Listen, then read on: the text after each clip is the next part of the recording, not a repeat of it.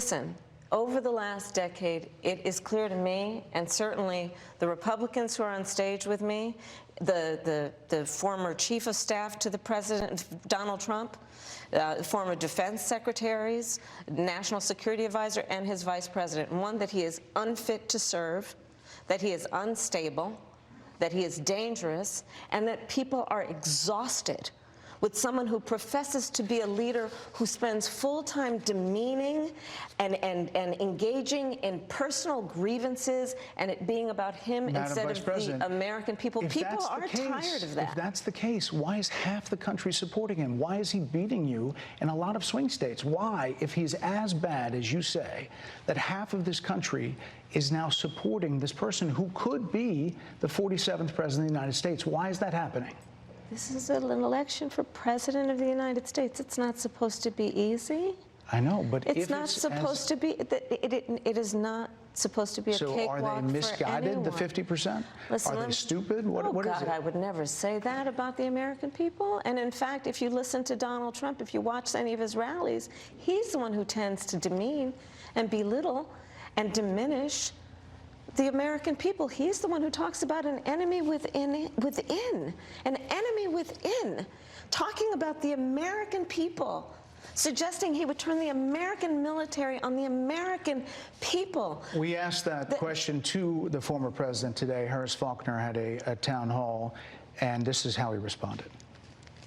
I heard about that. They were saying I was like threatening. I'm not threatening anybody. They're the ones doing the threatening. They do phony investigations. I've been investigated more than Alphonse Capone. He was the greatest gangster. No, it's true. No, but think of it. It's called weaponization of government. It's a terrible thing. So, Brett, I'm sorry, and with all due respect, that clip was not what he has been saying about the enemy within that he has repeated when he's speaking about the American people. That's not what you just showed. Well, he was asked about that specific... No, that's not what you just showed. In all fairness and respect to you, that was the question that we asked him. You didn't show that, and here's the bottom line. He has repeated it many times, and you and I both know that. And you and I both know that he has talked about turning the American military on the American people. He has talked about going after people who are engaged in peaceful protest. He has talked about locking people up because they disagree with him. This is a democracy. And in a democracy, the President of the United States, in the United States of America, should be willing to be able to handle criticism without saying he'd lock people up for doing it.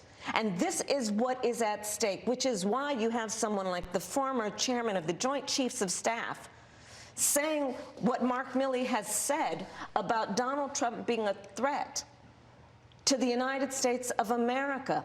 He's quoted in the Bob Woodward book that way, yes. Let me ask you this, Madam Vice President. You call Donald Trump... the significance of that. You call Donald Trump... he's misguided. You say now he's unstable. Unstable. He is unstable, Brett.